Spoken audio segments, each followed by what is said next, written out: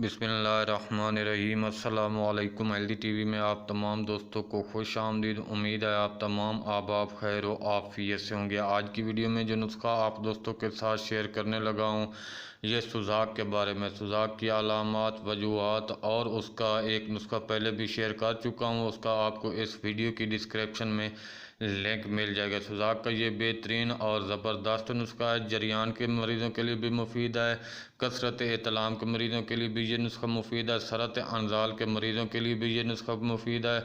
इसके अलावा पेशाब का जल कर आना और कम मिकदार में आना, जिगर और मसाने की गर्मी को दूर करने के लिए भी ये नुस्खा बहुत ज़बरदस्त और लाजवाब है। हर किस्म की हेपेटाइटिस और गर्मी की वजह से होने वाले तमाम अमराज का ये मुकम्मल और शाफी इलाज है। तो नुस्खा बताने के साथ साथ आप दोस्तों से गुजारिश है कि अगर आपने हमारे चैनल को सब्सक्राइब नहीं किया तो सेहतमंद रहने के लिए हेल्दी टीवी को सब्सक्राइब ज़रूर कर दें।